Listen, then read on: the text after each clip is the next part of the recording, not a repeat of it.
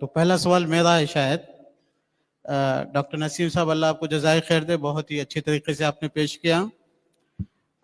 یہاں پہ ایک پوائنٹ آپ نے شاید اس کو زیادہ تفصیل سے نہیں پیش کیا، آپ کے مقالے میں آنا چاہیے.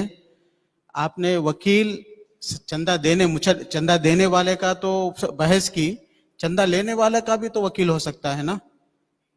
یعنی مدرسوں میں غریب طلبہ ہیں یا ایک ہاں نہیں تفصیل سے نہیں آیا وہ تو جی سوال واضح ہے آپ کا. جی سوال واضح ہے. شیخ کا سوال یہ ہے کہ جو چندہ وصول کر کے لا رہا ہے اس کے بارے میں ہم نے یہ کہا کہ وہ چندہ دینے والے کا وکیل ہے. ہم ایسا کیوں نہیں کہہ سکتے کہ جہاں پر وہ چندہ لے جا کر کے خرچ کرے گا اس کا وکیل بنا دیں اسے؟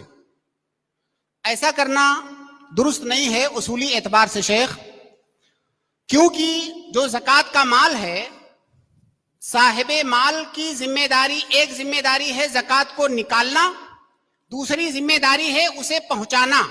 کہاں پہنچانا؟ یا تو حاکم وقت، اگر ہمارے ہاں بیت المال ہے، اسلامی نظام حکومت ہے تو بیت المال ہوتا ہے، یا تو وہاں پہنچانا اس کی ذمہ داری ہے، یا شخصی طور پر جو اس کا مستحق ہے، فقیر مسکین یا جو بھی اس کا مستحق ہے وہاں پہنچانا.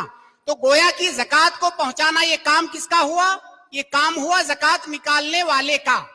اب جس کا کام ہوا وکیل تو اسی کا ہوگا، وکیل تو اسی کا ہوگا. یہ ایک بات. دوسری بات یہ ہے کہ ابھی میں نے زکوٰۃ نکالا، ظاہر ہے وہ زکوٰۃ مستحقین کا حق ہے، لیکن مان لیجئے آپ کے سماج میں 50 فقراء ہیں، ان 50 میں سے کیا کسی کی تعین ہے کہ فلانے کا ہے؟ اس کو حق مشاع کہا جاتا ہے فقہا کی اصطلاح میں. حق مشاع یعنی جس کی تعین وہ انہی 50 لوگوں میں سے کسی کو ہم دے سکتے ہیں یا سب کو دے سکتے ہیں، لیکن تعین نہیں ہے کہ فلانے کو، زید کو یا عمرو کو یا بکر کو ہی دینا ہے. گویا کہ اس کے حق کی ابھی تعین نہیں ہوئے، وہ حق مشاع ہے. اب جب اس کا وہ حق معین نہیں ہے تو وہ فقیر وکیل کیسے بنا سکتا ہے؟ جی ٹھیک ہے. ہمارے پاس 100 طلبہ ہیں مدرسے میں، 100 طلبہ بالغ ہیں، اور میں ان سے لیٹر لے لیتا ہوں کہ میں آپ کا وکیل ہوں، آپ کے لیے میں زکوٰۃ وصول کرتا ہوں. آپ کے سوال کا انشاءاللہ بالکل ابھی جو آپ نے سوال کیا ہے اس کا ایک دم تفصیلی جواب کل کے مقالے میں آئے گا انشاءاللہ. اچھا، دوسرا اور ایک بات ہے، آپ نے اس کو بھی نہیں ٹچ کیا، حالانکہ یہ بہت اہم مسئلہ ہے. اگر کوئی آدمی آن لائن زکوٰۃ پے کرتا ہے تو ریزر پے سے اگر پے کرتا ہے تو 2.5% بینک کو چلے جاتی ہے، اور ٹیکس پے کرتا ہے تو گورنمنٹ تقریباً 18% اس پہ لے لیتی ہے. پھر اس کے بعد جو لوگ آن لائن زکوٰۃ وصول کرتے ہیں ان کو اپنی کمپنی کا ایڈورٹائز وغیرہ بھی کرنا رہتا ہے، تو تقریباً 30% زکوٰۃ جو ہے نا وہ غریب تک نہیں پہنچتی. تو یہ کہنا چاہیے کہ آن لائن زکوٰۃ پے کرنے والے لوگ 30% زیادہ پے کرنا چاہیے. اس پہ بھی تھوڑی اگر آپ مقالے میں آ گئی بات تو اچھا رہے گا. جزاک اللہ خیر. دیکھیے ایک اصولی بات یاد رکھیں شیخ کہ آپ کے پاس جو مال ہے اس کل مال کی زکوٰۃ آپ کو نکالنی ہے، اور جتنا آپ نے نکالا ہے اتنا مستحق کو پہنچنا چاہیے، اور یہ پہنچانا آپ کا کام ہے. اب آپ اپنی آسانی کے لیے یا ملک کے نظام کی وجہ سے، جس بھی وجہ سے آپ آن لائن اس کو پے کر رہے ہیں، فرض کیجئے کہ آپ کے اوپر 1000 روپیہ زکوٰۃ واجب ہوئی ہے اور پے کرنے کا خرچہ 200 250 300 روپیہ پے کرنے کا خرچہ آئے گا، تو اب آپ 1300 پے کیجئے تاکہ وہ جو 1000 ہے پیور 1000 مستحقین تک پہنچے.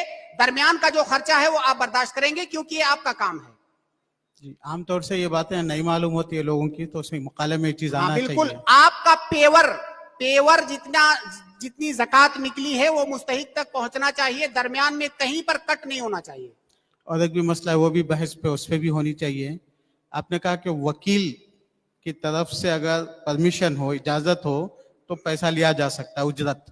زکوٰۃ میں یا نفلی صدقہ میں؟ زکوٰۃ میں ہو نہیں، اس میں نفلی صدقات میں. جی نفلی صدقہ میں. تو اگر کوئی آدمی پروجیکٹ بناتا ہے، وہ پروجیکٹ میں ہی اپنے خرچے 10% ڈال کے جو ہے نا وکیل سے پرمیشن لے لیتا ہے.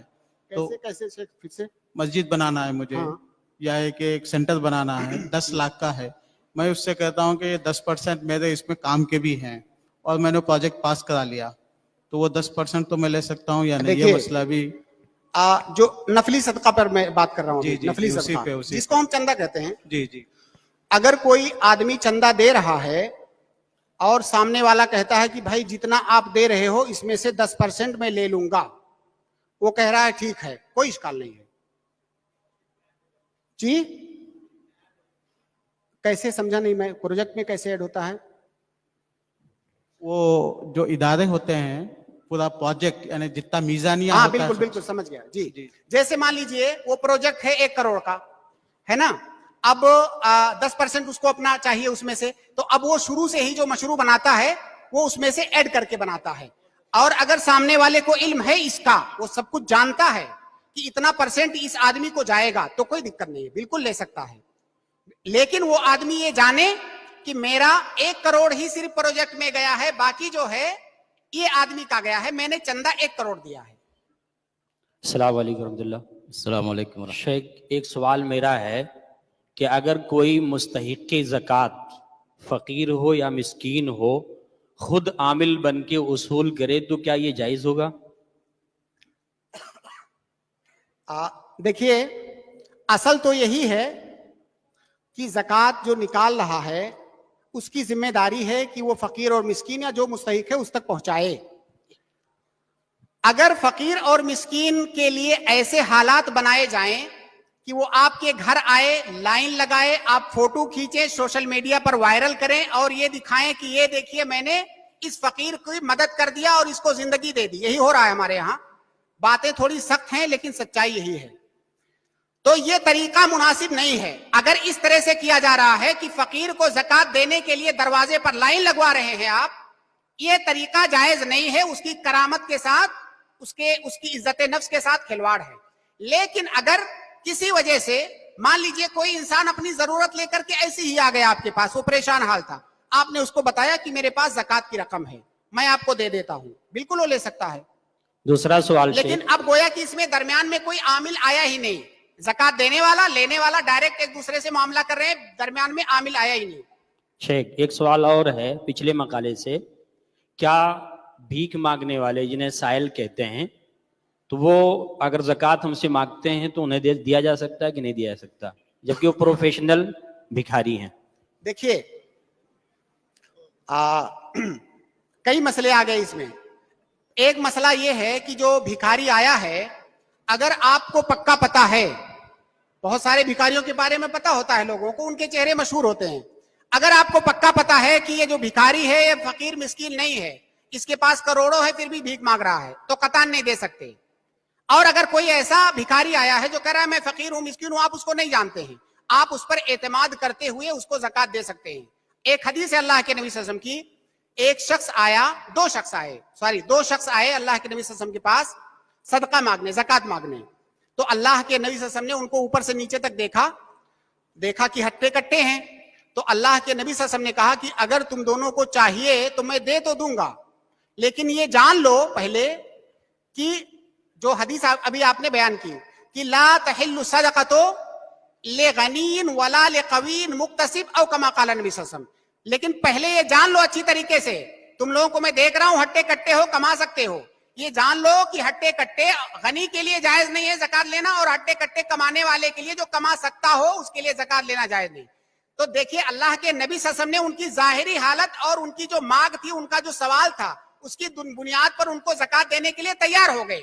گویا کہ اور ایک قاعدہ ہے کہ الاصل فی المؤمن السلامہ، مومن کے اندر اصل سلامتی ہے، ہم وہ بری ذمہ ہے جب تک ثابت نہ ہو جائے. تو ہم اصلاً اس کو یہ مانیں گے کہ وہ صحیح بول رہا ہے، لیکن اگر ہمیں پتہ چل جائے کہ وہ جھوٹ بول رہا ہے تو اس کو زکوٰۃ نہیں دیں گے. السلام علیکم ورحمۃ اللہ وبرکاتہ. میں شکر گزار ہوں جامعہ محمدیہ منصورہ مالیگاؤں کا کہ اس اہم موضوع پر انہوں نے یہ سیمینار منعقد کیا ہے. جب میں نے اس موضوع کو سنا اور یہ معلوم ہوا کہ جامعہ کے اندر یہ سیمینار ہو رہا ہے تو مجھے بڑی حیرت ہوئی، لیکن یہ ایک خوشگوار حیرت تھی، کیونکہ یہ جو مسائل یہاں سامنے آ رہے ہیں ان میں سے اکثر مسائل کی زد جو ہے مدارس اسلامیہ پر پڑتی ہے. تو کسی مدرسے میں اس طرح کے موضوع پر گفتگو کرنا یہ بڑے جوخم کا کام ہوتا ہے، اس لیے کہ مدرسے والے عام طور سے اس طرح کی بات پسند نہیں کرتے۔ تو میں مبارکباد دیتا ہوں منتظمین جامعہ کو کہ انہوں نے یہ جرأت کی اور اپنے تعلیمی ادارے کے اندر یہ پروگرام منعقد کر کے پورے ملک کو ایک پیغام دیا ہے۔ اللہ تعالیٰ ان حضرات کی کوششوں کو قبول کرے۔ دوسری بات یہ ہے کہ زکوٰۃ کے سلسلے میں جو گفتگو ہوئی اور ہو رہی ہے اور ہوگی، تو یہ بات واضح ہے کہ زکوٰۃ عبادت ہے، اور عبادت کے بارے میں ہر شخص جانتا ہے کہ عبادتیں توقیفی ہوتی ہیں۔ توقیفی کا مطلب یہ ہوا کہ اپنی جانب سے کچھ نہیں کر سکتے، شریعت نے جو نظام بنایا ہے اسی نظام کو فالو کرنا ہے، اپنے اجتہاد سے یا اپنے سماج میں یہی چلا آ رہا ہے، یہی ہو رہا ہے، ان سب کی کوئی گنجائش نہیں۔ جس طرح سے نماز میں کوئی گنجائش نہیں یا کسی بھی عبادت میں کہ آدمی اپنی طرف سے کچھ حذف و اضافہ کر سکے، کچھ بھی اس میں اپنا داخل کر سکے، اپنا کچھ داخل کر سکے، تو یہی حال زکوٰۃ کا بھی ہے۔ لیکن اس کے باوجود ہم اس کی حساسیت کو نہیں سمجھتے، بہت سارے لوگ نہیں سمجھتے۔ یہی وجہ ہے کہ اتنے سارے مسائل پیدا ہو رہے ہیں۔ تو اس اعتبار سے بھی یہ سیمینار ایک اہم پیغام ہے پورے ملک کے لیے، زکوٰۃ دینے والوں کے لیے بھی، زکوٰۃ لینے والوں کے لیے بھی۔ اللہ تعالیٰ اس طرح کے اور بھی پروگراموں کو اور ملک کے مختلف مقامات پر منعقد کرنے کی توفیق عطا فرمائے۔ والسلام علیکم ورحمۃ اللہ۔ جزاکم اللہ خیرا شیخنا، بارک اللہ فیکم۔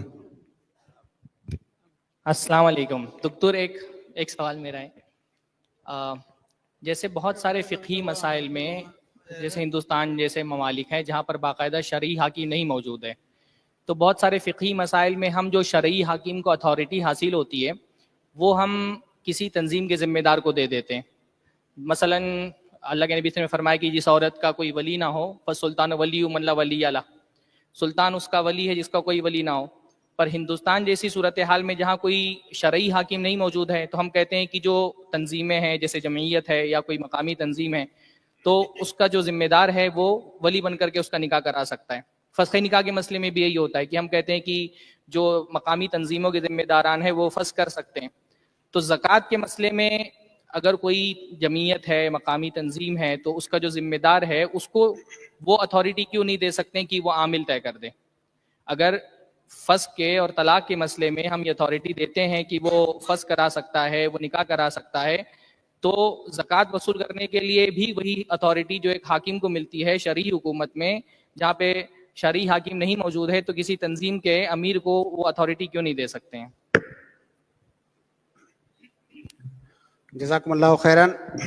سوال کرنے والے شیخ سرفراز فیضی حفظہ اللہ ہیں، جو کہ ملک کے معروف خطیب، معروف داعی، بلکہ نوجوان دعات کے جو ہے آئیڈیل ہیں اس وقت ماشاءاللہ، اور دعوت کا کام بہت خوبی کے ساتھ کر رہے ہیں۔ بہت شکریہ آپ کا۔ دیکھیے، میں نے شاید آپ نے ملاحظہ کیا ہوگا، میں نے اس سوال کا جواب تقریباً ذکر کیا ہے۔ ان کا سوال یہ ہے کہ ہمارے یہاں اسلامی حکومت تو ہے نہیں، تو زکوٰۃ کو وصول کرنے کا کوئی ایسا نظام، بیت المال بھی نہیں ہے، نہ تو اسلامی حکومت ہے، نہ تو ہم نے ذاتی طور سے کوئی بیت المال قائم کیا ہوا ہے، تو کیوں نہ ہم کسی تنظیم کو، کسی جمعیت کو، کسی ادارے کو حاکم کے قائم مقام بنا کر کے اس کی جانب سے لوگوں کو زکوٰۃ وصول کرنے کے لیے بھیجیں، جیسا کہ جو ہے اور کئی مسائل میں شریعت نے اس طرح کی گنجائش رکھی ہے۔ تو اس سوال کا جواب میں نے دیا ہے۔ میں نے یہ فرض کیا کہ مان لیجئے کہ ہندوستان یا کسی بھی ایسے ملک میں آپ ہیں جہاں پہ زکوٰۃ، جہاں پہ اسلامی نظام نہ ہونے کی وجہ سے عاملین نہیں ہیں، تو وہاں پر ہم تھوڑی دیر کے لیے اگر اس انسان کو جو زکوٰۃ وصولنے جا رہا ہے والعاملین علیہا کے حکم میں مان بھی لیتے ہیں، تو وہ کتنا پائے گا؟ وہ کتنا پائے گا شیخ؟ وہ صرف اجرت المثل پائے گا۔ اور حقیقت میں نے بہت تلاش کرنے کی کوشش کیا، ہو سکتا ہے کسی کا قول یہ موجود بھی ہو، لیکن مجھے ملا نہیں۔ لیکن میں نے اپنے اجتہاد سے، اللہ رب العالمین اگر مجھ سے غلطی ہوئی ہو تو معاف فرمائے، میں نے اپنے اجتہاد سے اس کو عاملین علیہا کے قائم مقام مانا۔ کہ ہم اس کو تھوڑی دیر کے لیے, ہمارے یہاں بہت بڑی مجبوری ہے, اگر اس کو بند کر دیا جائے تو زکوٰۃ کا مال پورا ادھر ادھر ضائع ہو جائے گا, تو ہم اس کو والعاملین علیہا کے حکم میں مال لیتے ہیں بحالت مجبوری. ایسی صورت میں بھی اس کو صرف اجرت المثل ملے گا. اور یہ اجرت المثل کا مسئلہ بہت اہم ہے, اس کو سمجھیں. ایک آدمی جو پورے سال نوکری کرتا ہے, 20,000 روپیہ, 25,000, 30,000 اس کی تنخواہ ہوتی ہے ماہانہ. اب جب وہ 1 مہینہ 2 مہینہ چندہ وصول کرنے جاتا ہے تو ایک بڑی رقم لیتا ہے, 30%, 40% لیتا ہے, پتہ چلتا ہے کہ لاکھوں کا اس نے 1 مہینے میں کمایا. تو وہ صرف اجرت المثل لے سکتا ہے, اس سے زیادہ نہیں. تو اگر یہ گنجائش ہم نکالیں گے, جو نکالنی بھی چاہیے, میری بھی یہی رائے ہے, تو اسے اجرت المثل ملے گا صرف. جزاکم اللہ خیرا. السلام علیکم ورحمۃ اللہ وبرکاتہ. شیخ سوال یہ تھا زکوٰۃ کے تعلق سے کہ اسلامی ممالک میں جو ہے حاکم وقت ایک منظم طور پر ان کے یہاں پر ایک نظام ہوتا ہے مدارس کو چلانے کے لیے, لیکن ہم اگر وطن عزیز میں دیکھیں تو بہت سارے مدارس ایسے ہیں, بیشتر مدارس جن کی آمدنی کا ذریعہ کچھ نہیں ہے. اور پھر دوسرا مسئلہ یہ ہے کہ ان میں جو طلبہ پڑھتے ہیں وہ بھی غریب گھرانے سے جو تعلق ہے ان کا, جو معمولی سی فیس بھی ادا نہیں کر سکتے. تو ایسے مدارس کا جن کا ٹوٹلی جو ڈپینڈنٹ ہے زکوٰۃ پر, تو ان کے تعلق سے کیا کیا جائے؟ پہلی بات تو یہ بھائی کہ اس سوال کا جواب کل انشاءاللہ بہت تفصیل سے آئے گا, لیکن میرا آپ سے ایک سوال ہے. میں فرض کیجئے ایک غریب انسان ہوں اور آپ بہت امیر آدمی ہیں, بہت پیسہ ہے آپ کے پاس, اور میں غریب انسان ہوں, میری ضرورتیں پوری نہیں ہو رہی ہیں. کیا میں اس کا بلیم آپ کو دوں کہ آپ کیوں نہیں دیتے مجھے؟ کیا کوئی غریب آدمی غریب ہے صرف اس وجہ سے وہ دوسرے کے حق پر جا کر کے قبضہ جما لے؟ اگر جو زکوٰۃ ہے وہ کچھ خاص لوگوں کا حق ہے, تو کیا میں یہ کہوں کہ بھائی زکوٰۃ نہیں دو گے تو میں گاڑی کیسے خریدوں گا, زکوٰۃ نہیں دو گے تو میں گھر کیسے چلاؤں گا, زکوٰۃ نہیں دو گے تو میں یہ کیسے؟ بھائی وہ میرا ہے ہی نہیں, میرا اس سے تعلق کیا ہے؟ وہ زکوٰۃ کچھ دوسرے لوگوں کا ہے. اس کا مطلب تو یہی ہوا کہ آپ اپنے پڑوسی سے کہو کہ بھائی تو مجھے نہیں دے گا تو میں یہ سامان کہاں سے خریدوں گا. بھائی وہ کیا جانے آپ کہاں سے خریدو گے, آپ اپنا انتظام کرو. وہ دوسروں کا حق ہے تو کیا اس وجہ سے آپ دوسروں کا حق لے لو گے؟ بہرحال اس کا تفصیلی جواب انشاءاللہ کل آئے گا, اور اگر تفصیلی وقت ملا تو ادلہ کے ساتھ بات ہوگی انشاءاللہ. السلام علیکم ورحمۃ اللہ وبرکاتہ. میں عبد المبین محمد ممتاز محمدی کیم سورت گجرات سے. شیخ جیسا کہ ابھی آپ نے کہا کہ اجرت المثل جو ہے تو وہ کون صاحب زکوٰۃ دے گا یا وہ خود جو زکوٰۃ وصول کرے گا اس میں سے لے گا؟ مثال کے طور پر اگر اس کی مہینہ تنخواہ 25,000 ہے تو اس نے 2 مہینے میں 50 کمائے گا, لیکن اس نے چندہ وصول کیا ہے تو وہ 30,000 کیا 2 مہینے کے اندر, یا 40 کیا ہے. بھائی تھوڑی سی یہ وضاحت کر دیں کہ زکوٰۃ کے بارے میں سوال ہے آپ کا؟ جی زکوٰۃ کے بارے میں. زکوٰۃ کے بارے میں تو اس میں پہلے تو میں نے بتایا کہ اصلاً جو شریعت کے اندر حکم وارد ہے اس میں سے اس زکوٰۃ والی رقم میں سے کچھ بھی نہیں لے سکتا ہے. نہ تو زکوٰۃ نکالنے والا اسے اجازت دے سکتا ہے, نہ تو وہ خود لے سکتا ہے. اگر زکوٰۃ نکالنے والے نے اسے اجازت دے دیا کہ اس میں % لے لینا یا اتنا لے لینا, تو اس کی زکوٰۃ ادا ہی نہیں ہوئی. 100 روپیہ زکوٰۃ واجب تھی, 50 ادھر چلا گیا تو گویا 85 ہی روپے اس کی زکوٰۃ ادا ہوئی. یہ پہلی بات. دوسری بات ہم نے بتایا کہ ہمارے ہاں چونکہ مسئلہ ہے, اسلامی نظام نہیں ہے, زکوٰۃ کا مال ضائع ہو جائے گا, اس لیے ہم اسے والعاملین علیہا میں بحالت مجبوری مان لیں, اور جو زکوٰۃ لے کر کے وہ آیا ہے اسی زکوٰۃ میں سے اس کی محنت کے بقدر اسے مزدوری دے دیا جائے. واضح بھائی؟ اجرت و مثل کا پھر مطلب کیا ہوا؟ میں نے 2-3 بار بتایا ہے, شاید آپ نے غور سے سنا نہیں. اجرت المثل جو ہے یہ ایک شرعی ٹرم ہے. اس کا معنی یہ ہوتا ہے جیسے میں ہوں, اب میں اپنے سماج اور معروف سماج میں جانتا ہوں کہ میری جیسی حیثیت کا آدمی, میرے پاس کیا ڈگری ہے, میری کیا صلاحیت ہے, اگر میں کہیں کام کرنے جاؤں تو ماہانہ مجھے کتنی تنخواہ ملے گی, ہمارے سماج میں میرے جیسے آدمی کو کتنی تنخواہ دی جاتی ہے ہمارے سماج میں, اس کو اجرت المثل کہا جاتا ہے. السلام علیکم ورحمۃ اللہ وبرکاتہ. गुज़िश्ता मकाले से मेरा सवाल है, ज़कात में फ़ुक़रा व मसाकिन का हक़। तो क्या बहुत सारे सैयद घराने के ऐसे लोग होते हैं जो फ़कीर और मिस्कीन होते हैं, तो क्या ऐसे लोगों को ज़कात का माल या उनको रकम दी जा सकती है या नहीं? भाई का सवाल मेरे मौजू से बाहर है, लेकिन बहरहाल फिर भी जवाब दे देता हूं।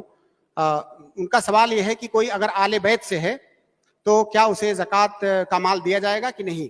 नहीं, आले बैत के लिए ज़कात का माल खाना ये हराम है, जायज़ नहीं है। उसकी एक ही सूरत है जो फ़ुक़हा ने जिक्र किया है बाकायदा, उसकी एक सूरत है, वो ये है कि जब उसके पास ज़कात को लेने के सिवा और कोई चारा ही ना हो। असल तो ये है कि हम उनकी मदद सदका तो खैरात से करें, हम उनकी मदद करें अगर वो गरीब हैं तो। लेकिन मान लीजिए कोई उनकी मदद करने वाला नहीं है, वो गरीब भी हैं, कोई उनके पास दूसरा रास्ता नहीं है ज़कात लेने के सिवा, तो ऐसी सूरत में वो ज़कात ले सकते हैं।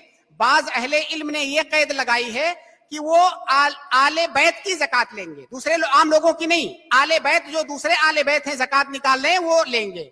बाज उलमा ने कहा नहीं, वो किसी की भी ज़कात ले सकते हैं अगर वो मजबूर हैं, कहीं उनके पास कोई रास्ता नहीं है तो, वरना आम हालात में वो ज़कात नहीं ले सकते। ठीक है, माशाअल्लाह, जज़ाकल्लाह। ठीक है, इसी सवाल तरीके मेरा से है, माफ कि अभी ये कहा गया कि जो आमिलीना अलैहा हैं वो उनको उजरतुल मिस्ल दिया जाए, लेकिन मैं इससे ही रिलेटेड वो कह रहा हूँ कि क्योंकि ज़कात के 8 मसारिफ बयान किए गए हैं, तो क्या अगर आमिलीन ज़कात को इन 8 मसारिफ में से जो एक उसकी निस्बत बनती है, जिसको हम कह सकते हैं कि 12 पॉइंट कुछ है, तो क्या वो ज़्यादा बेहतर होगा इस ज़माने में मेयार बनाना या उजरतुल मिस्ल? और उजरतुल मिस्ल का हमारे यहाँ कोई इतना बड़ा पैमाना नहीं है। अगर हम प्राइवेट और सरकारी दोनों उसमें चले जाएं तो इतना फ़र्क है कि जितना फ़र्क हम कवर नहीं कर सकते हैं। इसलिए क्या इस मसले में ये जो 8 मद्दात बयान किए गए हैं मसारिफ ज़कात के, अगर हम इसको 1/8 दें उसको, यानी जो 12 पॉइंट कुछ बनता है, तो ये ज़्यादा बेहतर होगा या उजरतुल मिस्ल ज़्यादा बेहतर होगा?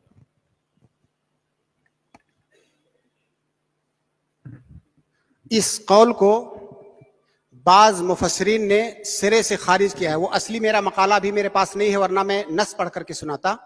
इसको खारिज किया है, मुझे नाम गालिबन इब्ने जरीर हैं या कुर्तुबी हैं, कोई है, बहरहाल बाकायदा यही चीज उन्होंने जिक्र किया है कि ये जो ज़कात को 8 असनाफ पर तकसीम किया गया है, इसका ये मतलब नहीं है कि ज़कात को 8 हिस्सों में करके सबको दिया जाएगा, ये मतलब है ही नहीं। हो सकता है पूरी ज़कात हम किसी एक ही सिंफ में बांट दें, तो ये इसका शरीयत का ये मकसूद ही नहीं है और बाकायदा इसको बातिल करार दिया है मुफस्सिरीन ने। तो ये जो है इसका ये मतलब नहीं कि उसको 8 जगह पर तकसीम करके फिर एक एक हिस्सा 8 को दिया जाएगा। किसी एक को भी पूरा दे सकते हैं, 2 को पूरा दे सकते हैं। अस्सलाम वालेकुम वरहमतुल्लाह। एक मुअद्दबाना गुजारिश है उलमा से कि अगली आने वाले नशिस्तों में दर्स थोड़ा आराम से हो जाए, कुछ तलबा को समझने में दुश्वारी हो रही थी। जज़ाकल्लाह। अस्सलाम वालेकुम वरहमतुल्लाहि वबरकातुहू। शेख 2 सवाल थे।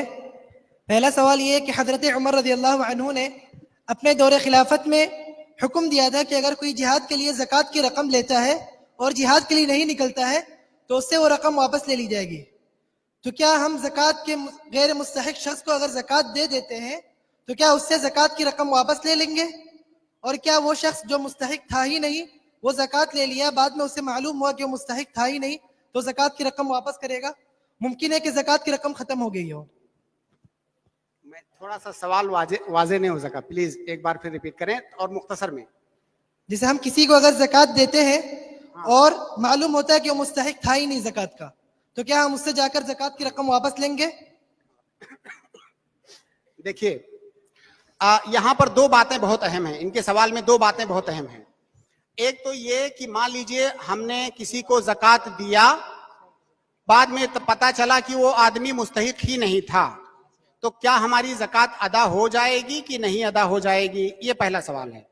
इसका जवाब ये है कि ये हमारी जिम्मेदारी है कि हम पता करें कि जिसको हम ज़कात दे रहे हैं क्या वो मुस्तहिक है कि नहीं। हमने अपने तौर पर पता किया, जाहिर है ला युकल्लिफुल्लाहु नफ्सन इल्ला वुसअहा, हमने अपने तौर पर पता किया और पता करने के बाद ही दिया है। लेकिन मैं गलती पर भी हो सकता हूं, हो सकता है मुझसे चूक हो गई, मेरी उसात में जो था वो मैंने पता किया, تو ایسی صورت میں میری زکات ادا ہو جائے گی. اگر میں نے جو میرے اوپر واجب تھا وہ ادا کیا, میں نے پتا کیا, سب کچھ ٹھیک ٹھاک سمجھ کر کے میں نے زکات دیا, اس آدمی نے ہی میرے ساتھ دھوکہ کیا, تو وہ زکات ادا ہو جائے گی. لیکن اگر جو میری ذمہ داری ہے میں نے آنکھ بند کر کے ایسے کہیں پر بھی دے دیا, بعد میں پتا چلا وہ آدمی مستحق نہیں تھا, تو مجھے دوبارہ زکات دینی ہوگی, کیونکہ جو میری ذمہ داری تھی وہ میں نے ادا نہیں کیا. یہ پہلا مسئلہ. ایک مسئلہ اور جو آپ نے پوچھا نہیں ہے لیکن اسی سے ملتا جلتا ہے, وہ بھی فائدے سے خالی نہیں ہے, وہ یہ کہ مان لیجئے میں نے ایک فقیر کو زکات دیا, سال بھر کی رعایت کرتے ہوئے میں نے اس کو اتنی رقم دیا کہ وہ سال بھر جو ہے اس کی ضرورتیں پوری ہو جائیں گی. ابھی میں نے دیا ہی تھا کہ 1 مہینے کے بعد اس کے پاس کہیں اور سے بزنس سے یا کسی اور راستے سے پیسہ آ گیا, کافی پیسہ آ گیا, جس سے وہ اپنے پیسے سے ہی وہ زندگی سال بھر جو ہے سال بھر کا اپنا خرچہ گزار سکتا ہے. تو یہ جو رقم میں نے زکات میں دیا تھا, کیا اب اس کو ہم واپس لے لیں گے یا نہیں؟ سوال واضح ہے. جواب اس کا یہ ہے کہ نہیں, واپس نہیں لے سکتے. زکات میں جو 4 کے شروع کے لوگ ہیں, انما الصدقات للفقراء والمساکین والعاملین علیہا والمؤلفۃ قلوبہم, یہ جو 4 لوگ ہیں ان میں تملیک ہوتی ہے, جس کا ذکر انشاءاللہ اگلے مقالے میں آئے گا. ان میں تملیک ہوتی ہے اور تملیک کرنے کے بعد واپس نہیں لے سکتے. باقی آخر کے جو 4 ہیں, مان لیجئے آپ نے جہاد کا ذکر کیا, جہاد میں نے جہاد کی وجہ سے کسی کو زکات دیا, بعد میں پتا چلا کہ وہ بیچ میں واپس چلا آیا, گیا ہی نہیں, جس کام کے لیے جا رہا تھا وہ گیا نہیں, تو اب ہم ایسی صورت میں اس کو واپس لے لیں گے, کیونکہ ہم نے تملیک نہیں کیا تھا. جب تک وہ کام کرے گا تب تک اس کو دیں گے, اس کے بعد نہیں دیں گے. ایک اپیل ہے, جیسے فضیلت الشیخ ارشد مختار رئیس الجامعۃ المحمدیہ سے, کہ جیسے آپ نے مصارف زکوٰۃ کے ایک عنوان پر سیمینار کیا ہے, ویسے ہی ایک معاونین تجارت کے نام سے بھی ایک سیمینار ہو جائے, تاکہ تجارت میں مضبوطی کے ساتھ قدم جمانے کے بعد اپنی زکوٰۃ بھی زیادہ سے زیادہ نکل سکے. تو میری یہ اپیل ہے منصورہ سے اور محمدیہ سے کہ جیسے آپ نے مصارف زکوٰۃ کے لیے ایک سیمینار دیا ہے, ویسے ہی آپ معاونین تجارت کے لیے بھی ایک سیمینار منعقد کرے تو آپ کا بہت بہت شکریہ ہوگا. السلام علیکم ورحمۃ اللہ وبرکاتہ. چھوٹا سا سوال ہے, میں سفیر الرحمان محمدی اندور سے تشریف لایا ہوں. سے سوال یہ ہے, آپ نے کہا کہ اگر کہیں بیت المال کا انتظام ہو تو زکوٰۃ نکالنے والے بیت المال میں زکوٰۃ اپنی جمع کرا سکتے ہیں, اگر بیت المال کا نظام اور جو ہے سسٹم ٹھیک ہو. میرا سوال یہ ہے کہ وہ بیت المال کے ذمہ دار جو زکوٰۃ تو جمع کر لیتے ہیں, سالہ سال جو ہے گزر جاتا ہے, زکوٰۃ کی رقم اس میں دھری کے دھری رہ جاتی ہے, تو کیا اس طرح کرنا شرعی اعتبار سے درست ہے یا نہیں؟